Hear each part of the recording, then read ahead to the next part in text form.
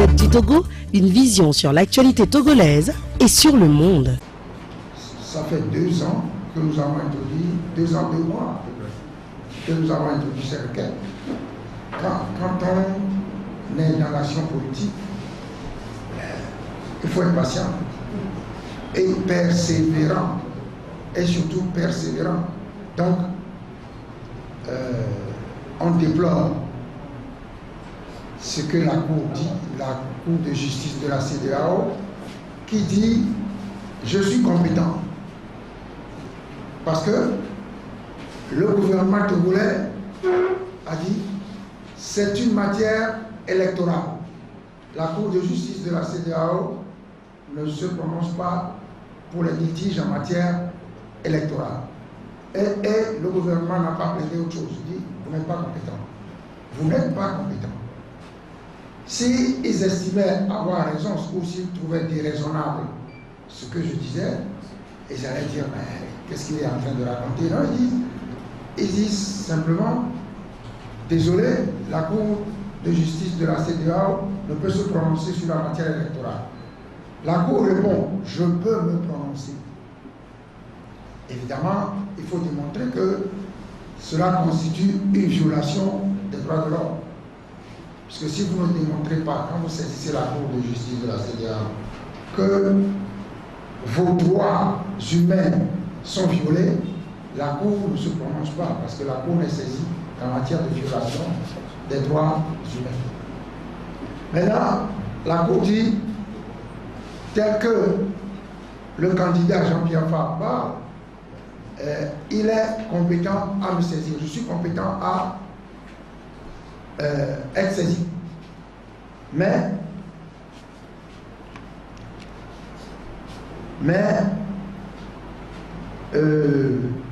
je considère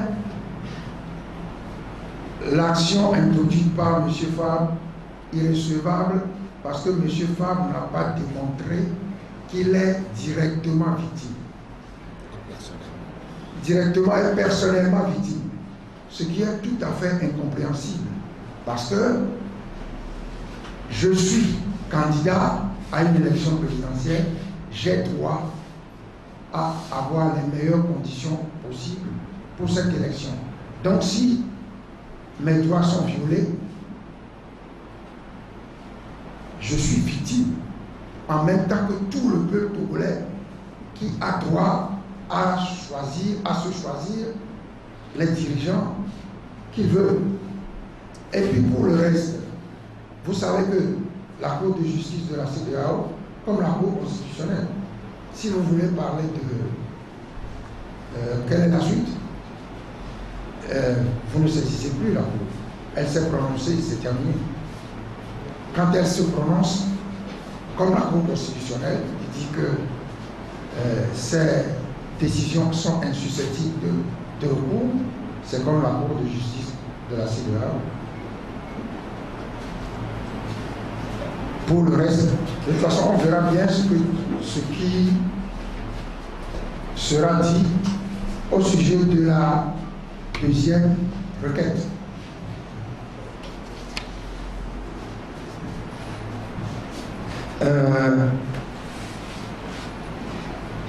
De manière succincte, ce que dit la Cour.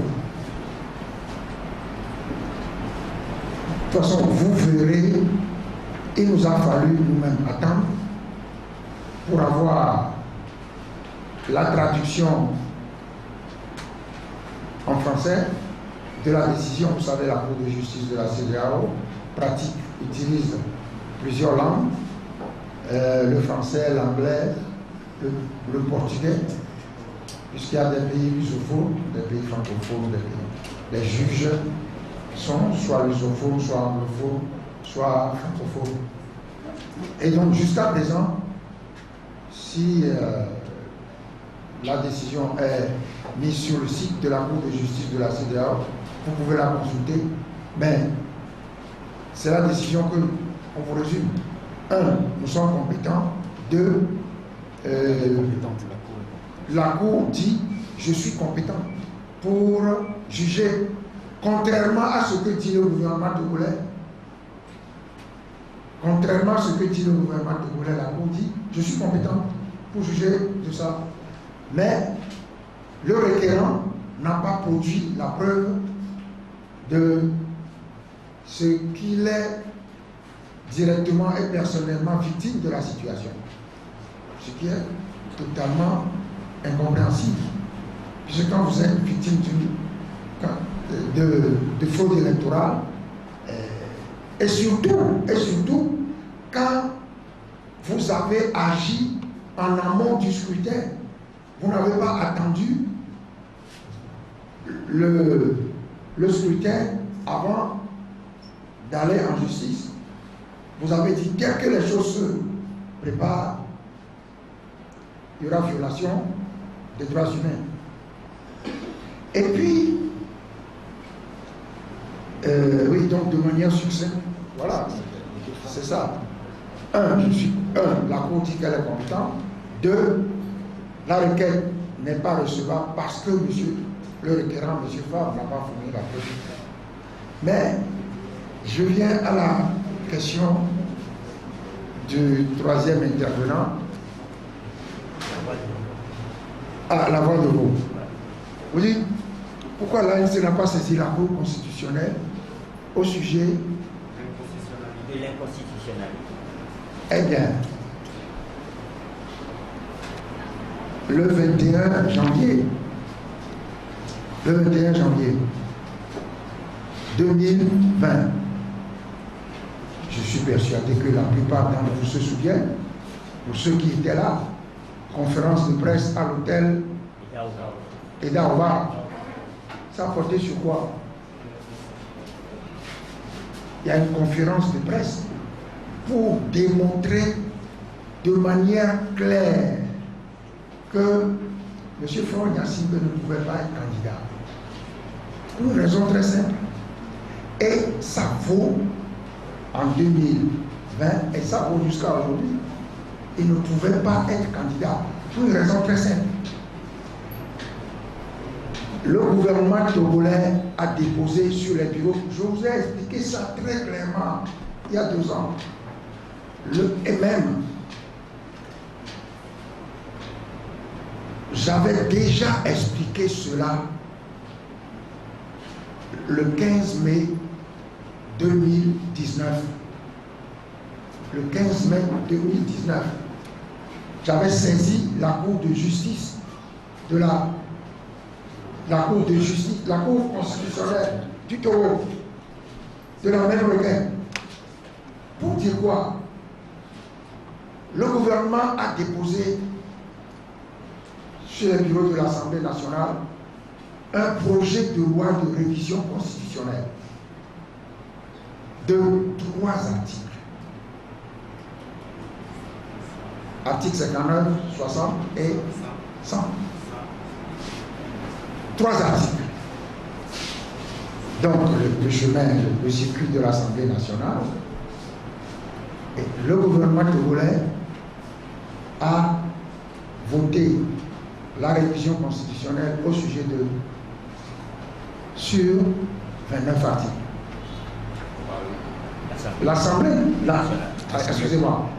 nationale a voté, a modifié 29 articles. Dans l'article qui devait permettre à M. Faure Gnassingbé d'être candidat. Or, cet article se trouve dans le lot des articles irrégulièrement modifiés.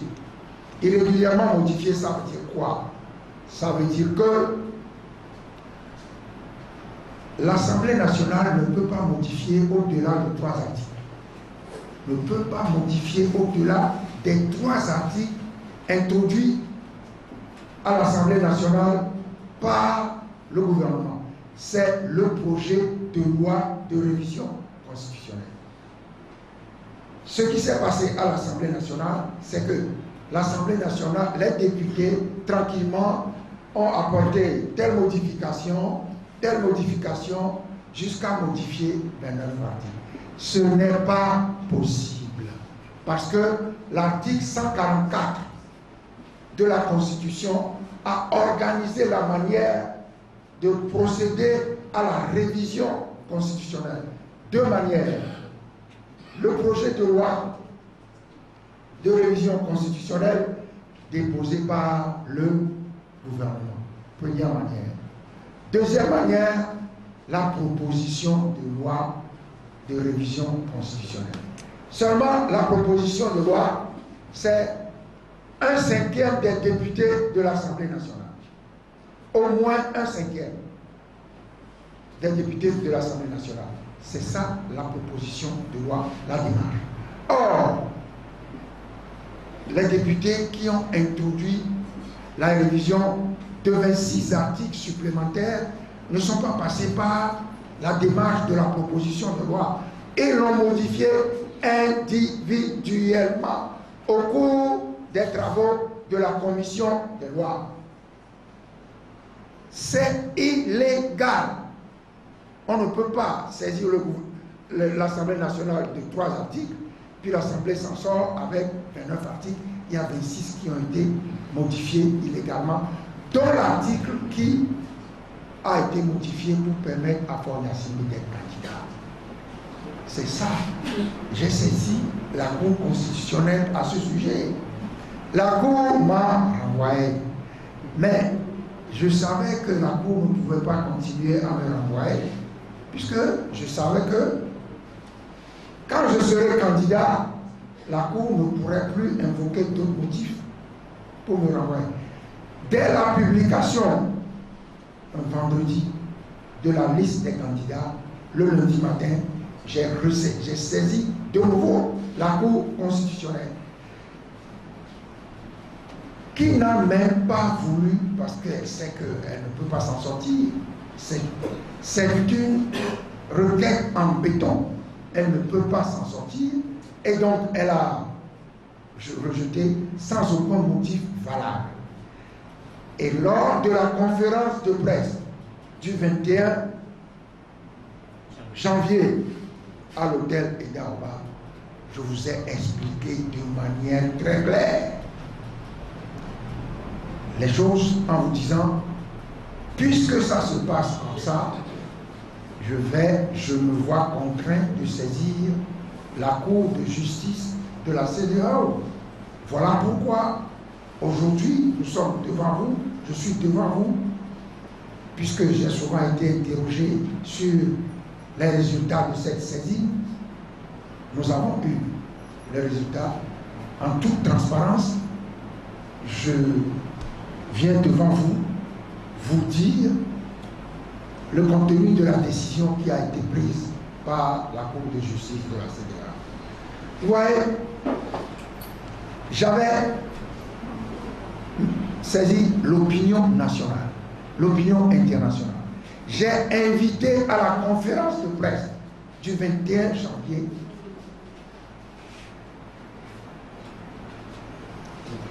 ceux qui se réclament de l'opposition. Vous étiez là, vous avez vu, mais à l'époque, personne ne se souciait des violations des droits humains. À la limite, à cette époque-là, je pense qu'on était plutôt préoccupé par le choix du Saint-Esprit. Non mais, il faut qu'on se dise la vérité. Les choses n'ont pas changé aujourd'hui. J'ai entendu moi-même, puisque j'ai suivi les débats. Vous pouvez suivre les débats. Lorsque la date est fixée, la Cour de justice de la CEDEAO vous envoie le lien avec lequel vous pouvez suivre les débats. J'ai entendu l'avocat du gouvernement dire que vous savez ce que recherche M. Fabre. Si vous lui donnez raison, les élections seront reprises. C'est ça qu'il recherche. J'étais très surpris, ça veut dire, même s'il a raison, ne lui donnez pas raison. C'est ce que j'ai compris. Ils n'ont pas dit, non, il est en train de dire des choses. Non. Vous savez ce que recherche? Je l'ai entendu. Donc, nous sommes là. Nous avons expliqué clairement les choses. L'illégalité de la composition de la Cour constitutionnelle. La Cour constitutionnelle s'est inventée ce qu'elle a appelé le quorum de service. Un quorum de service. On dit, pour réunir le quorum, il faut tant. Comme la Cour n'avait pas le quorum, elle a pris une disposition inventant ce qu'ils ont appelé un quorum de service. Si le règlement intérieur dit par exemple qu'il faut 5 pour délibérer, la Cour constitutionnelle elle-même se donne un quorum de service qui n'existe nulle part. Mais personne ne se préoccupait des violations. À l'époque, je me souviens, il y avait certaines organisations de la société civile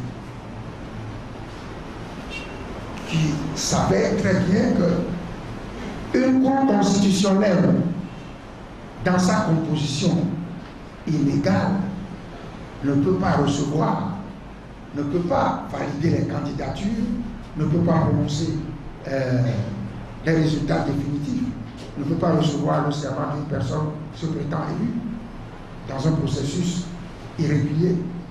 Mais bon, plutôt préoccupé par le choix du Saint-Esprit. Voilà quelqu'un.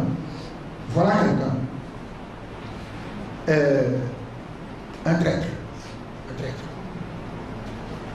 Corrompu. Qui a déposé 2 recours à la Cour constitutionnelle du Togo, 2 recours à la Cour de justice de la CEDEAO pour obtenir l'invalidation de la candidature de la personne qui l'a corrompu.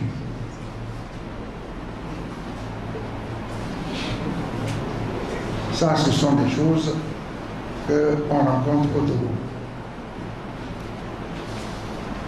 Donc, contrairement, je ne sais pas, vous n'avez pas très bien compris, il y a eu plusieurs requêtes dont nous avons saisi la Cour constitutionnelle du Togo. 3 requêtes, 2 requêtes, 5. Avec la CEDEAO. Voilà. L'irrégularité de la révision constitutionnelle. Ça, on l'a expliqué lors de la conférence de presse, ici, dans cette salle.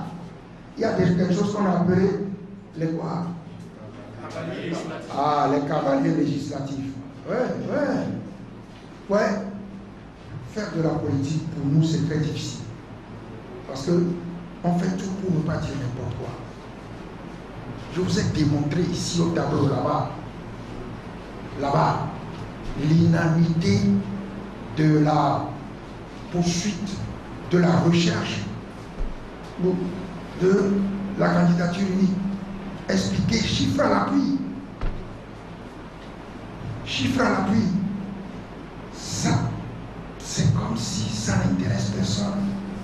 Si nous refusons de réfléchir, comment nous allons combattre notre adversaire? Parce qu'il y a 2 manières. Il faut conjuguer tout. Le droit, l'adversaire a la force, mais l'adversaire a lui-même se vote des lois. Et lui-même viole les propres lois qu'il se donne. Et nous, on ne veut pas lui dire, tu violes les lois que tu te donnes pour nous brimer. Les lois que tu te donnes toi-même, tu ne les respectes pas. Il faut que l'adversaire sache que même si il ne nous donne pas le moyen de penser qu'il va respecter la loi. Nous savons qu'il nous vole. Il faut que l'adversaire sache que nous le suivons et que nous savons qu'il nous vole, que nous savons qu'il viole la loi. Si nous refusons de dire ça, mais l'adversaire va être encore plus encouragé pour violer ses propres lois. C'est ça un des problèmes que nous avons. Suivre l'adversaire et le confondre sur son terrain. Parce que l'adversaire, il passe son temps à dire non, c'est pas comme ça, c'est comme ça, la loi est comme ça. Mais la plupart du temps, l'adversaire viole ses propres lois. Si nous évitons de lui dire quelles armes avons-nous en dehors de la mobilisation populaire que nous-mêmes nous avons réussi à totalement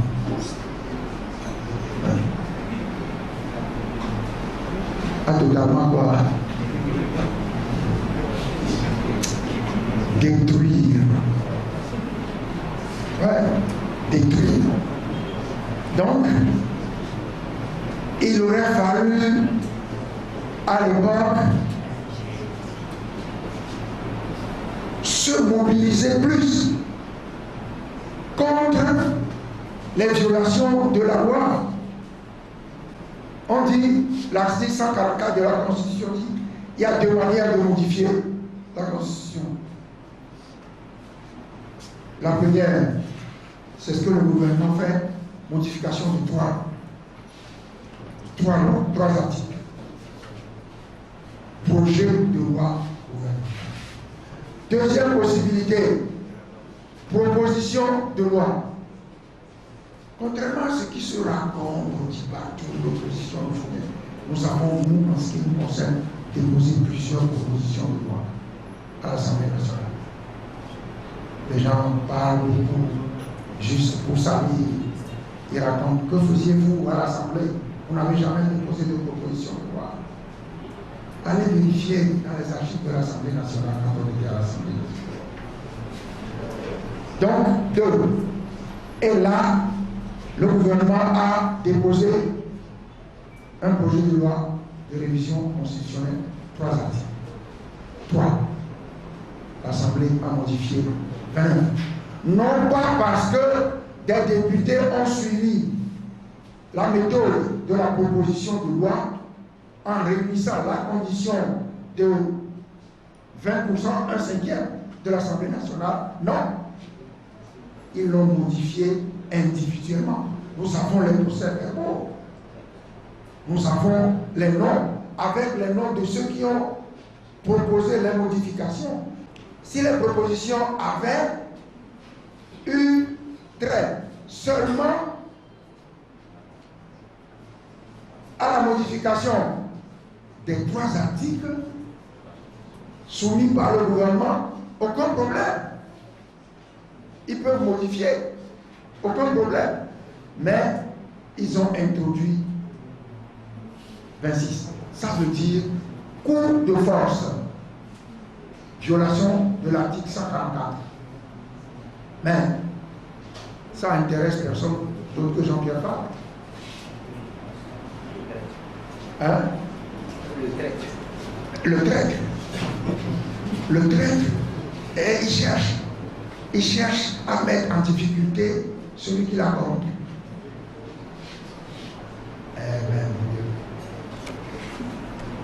J'espère que chacun tirera les non-traîtres n'étaient pas intéressés.